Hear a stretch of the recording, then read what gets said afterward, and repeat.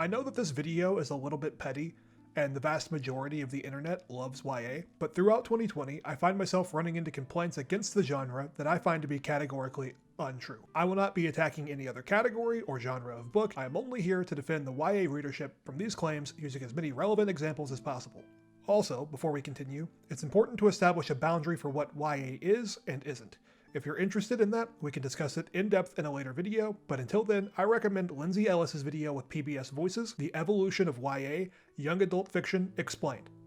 Now let's move on to the video. Young adult novels have become a juggernaut in the publishing industry. Ever since the debut of The Boy Who Lived, these books have dominated the landscape, connecting with readers all over the world and cultivating die-hard fan bases along the way. With this success, it should come as no surprise that the YA category has garnered a fair amount of criticism as well. Now, some of this is fair. We have seen a fair amount of trend chasing and copycat material become popular over the years, but that's the fate of anything that becomes popular in publishing. I'm not here to tackle that. I want to take a look at the broader criticisms. Things including young adult is not complex enough, the lack of subtlety, or the idea that these books are brain candy meant for children who can't yet understand adult fiction. Clearly, I find these ideas to be absurd. While they may apply to some books, you don't have to look very far at all to see that they don't hold up to inspection. Let's take a look at one of YA's biggest successes, John Green's The Fault in Our Stars. This novel often finds itself at the center of the category's critiques. The story is about Hazel Grace Lancaster, a 16-year-old girl who is living with terminal cancer. Early on in the story, she meets Augustus Waters, a fellow cancer survivor who happens to be devastatingly handsome, and the two of them fall in love. On the surface, this story is about their relationship, the life cycle of sick children, and how to make a short life a meaningful one. Underneath that, we see several different themes and questions that are as tough as can be found in any genre or category of literature. For example, how do the parents of sick children support their kids when they can't feel their pain? Next, we have Peter Van Houten and An Imperial Affliction, the fictitious author and book that Hazel and Gus bond over. Inside their relationship with this novel within a novel, Green explores questions about expectations for beloved authors, questions about who truly owns a story after it's published, and the metaphorical contract between God and humanity. Also, The Fault in Our Stars provides a layer of complexity right from the beginning, in the form of an epigraph from An Imperial Affliction. As the tide washed in, the Dutch tulip man faced the ocean. Conjoiner, rejoinder, poisoner, concealer, revelator. Look at it, rising up and rising down, taking everything with it. What's that? Anna asked. Water, the Dutchman said. Well, and time. If we dig a little further, we can recognize a few things about the story, about An Imperial Affliction, and the real-world inspiration for both of them. The story inside An Imperial Affliction has a few notable inspirations. First, we see shades of David Foster Wallace's infamous novel Infinite Jest, alongside the subject matter of Peter DeVries's novel about cancer, The Blood of the Lamb. Beyond that, John has talked many times about his love for the American classic The Great Gatsby by F. Scott Fitzgerald, which is another book that begins with an epigraph. Then wear the gold hat, if that will move her. If you can bounce high, bounce for her too. Till she cry, lover, gold-hatted, high-bouncing lover, I must have you.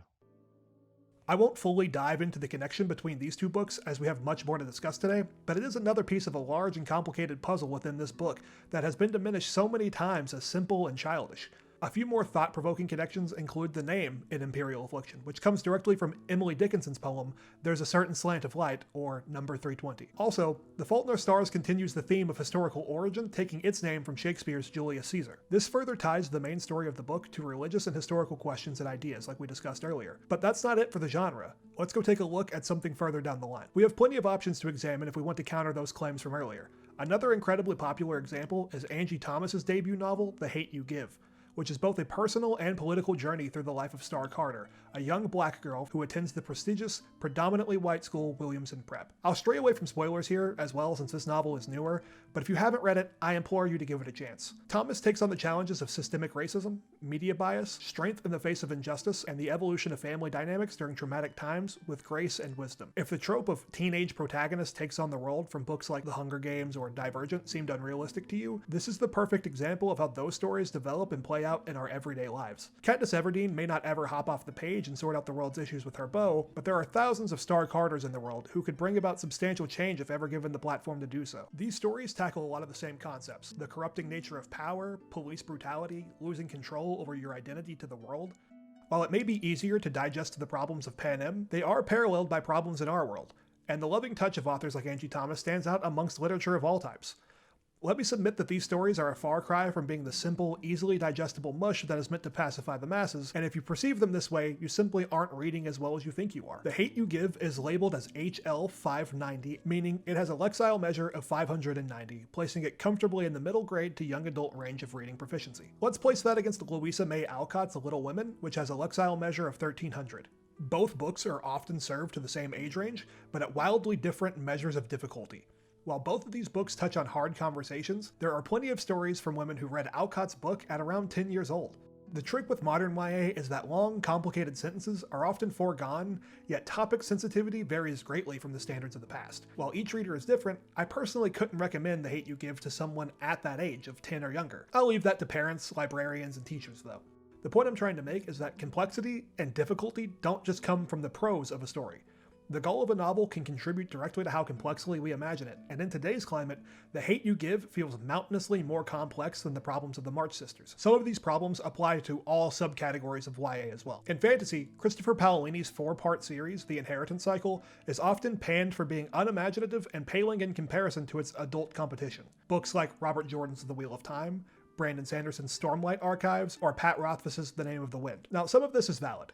These other books are exceptional, some of the best fantasy to ever be published. However, I don't think they need to achieve the same goals to be on the same level. While the Lexile measure for many of these titles would suggest they're accessible to the same audience, in my opinion, they serve vastly different purposes. Fantasy purists can skip over Aragon, Eldest, Brissinger, and Inheritance without losing any appreciation for the genre as a whole. However, these books were transformative for an entire generation and drew in not only new fantasy readers, but non-readers as well. This plays a part in determining quality for me. While these other books may hold a higher degree of complexity, there is clearly something that resonates with people of all ages in the young Dragon Rider story. Also, if you're looking for depth and complexity in YA fantasy, there are plenty of examples to go look for. For example, you could check out books by Leigh Bardugo, Sabaa Tahir, and several others. The final point that I want to hit on is about purpose. Part of why YA fiction is so popular is because the books contained within serve multiple purposes. While the category contains hundreds of coming-of-age tales, an abundance of star-crossed lovers, and a sea of happy endings for quixotic teenagers, there also exists a space for people to examine the trauma of their past. For example, Stephen Chbosky's The Perks of Being a Wallflower.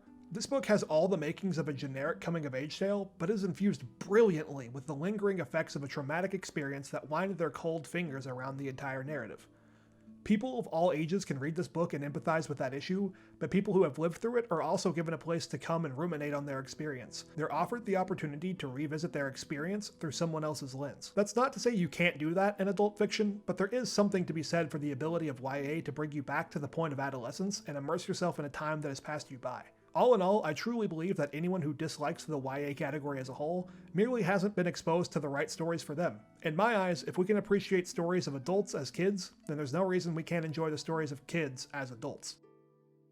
While I understand that it's not going to be for everyone, I wanted to spread as much information and maybe convince a few people to give it a shot that otherwise would have written it off.